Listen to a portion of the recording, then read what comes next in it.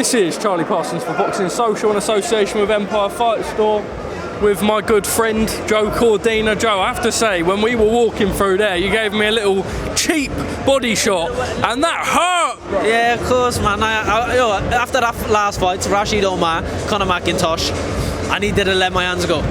And you was the only one. I was the punch man. Yeah, you was in front of me, but so you had to help it. How are you, mate? We fucking... I feel like I'm going to ask you about Rakhimov again, and we've had the same chat about 40 times on interviews, but now in camp, excited? Well, I've been back for about 4 weeks now, but the nitty-gritty and the hard graft starts next week, so yeah, I can't wait. Even though it's going to be hard, and it is hard graft, and sometimes you feel a little bit of sorry for yourself and stuff like that.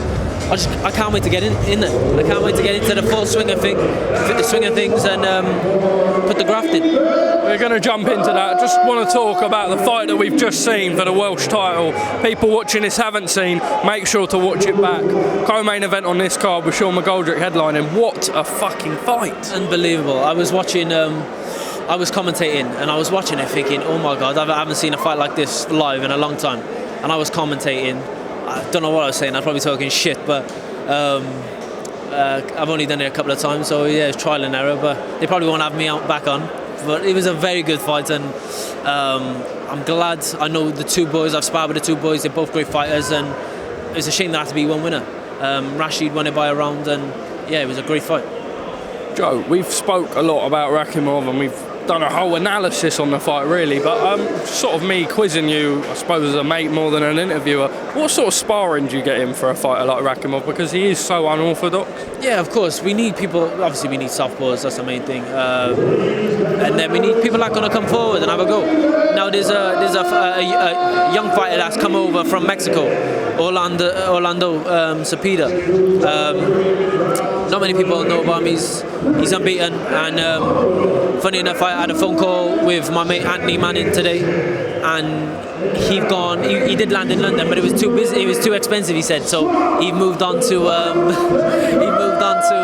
Birmingham, which in Anthony Manning's gym. So I think I'm going to get him in, and if I showed you a video of what his style's like, it's pretty much exact same as Rakhimov, but I think a little bit technically better.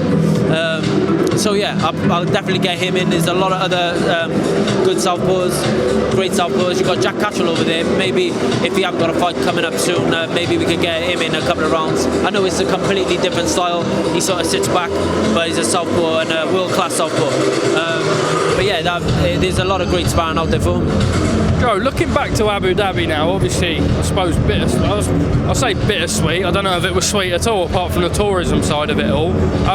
When you see him in that performance, how did you expect that fight with Zelfa to go? And did you take anything away from just that fight alone? I don't know. It was a bit weird. I thought Zelfa could outbox him, but I thought, as well as him outboxing him, it could go the way it went. But you just got to be mentally strong in there with someone that's coming forward, regardless of what his camp was like or whatever. Zelfa just had to tough it out, but at the same time he had his ear perforated, so his balance went. So there was nothing he could do about that.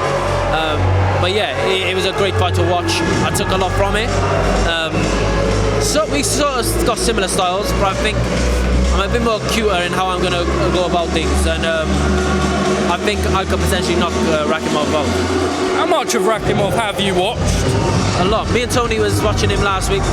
We're always because I live with Tony, he'll always bring me in and say, right, let's watch Rakhimov. So we'll watch him against certain fighters. There's not many videos, but we'll watch rounds and rounds of him, and yeah, we take little bits. But obviously, he might come out completely different. So we're just going to take the little bits we need from it, and then go from there and set our game plan up. Knockout pending?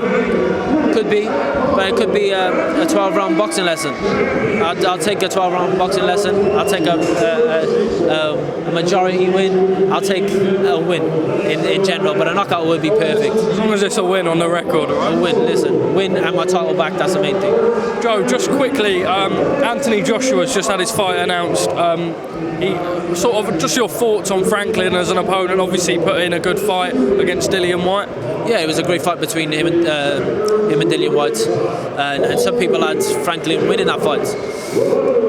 I didn't, but at the same time, it's a great fight, a comeback fight for Anthony Joshua, I think. But I think Anthony Joshua wiped the floor with him. Moving forward, does he, in your opinion, looking at sort of the last couple of years that AJ's had, is getting 3 fights in this year good, and maybe sort of the AJ that we used to watch, sort of him going up and capturing world titles, big, strong puncher, maybe get the knockout and confidence back? Yeah, listen, people are always going to criticise what he's doing, but I seen an interview with Eddie the other day. If it wasn't for Anthony Joshua, boxing in the UK wouldn't be what it was. And I said that plenty of times previously also.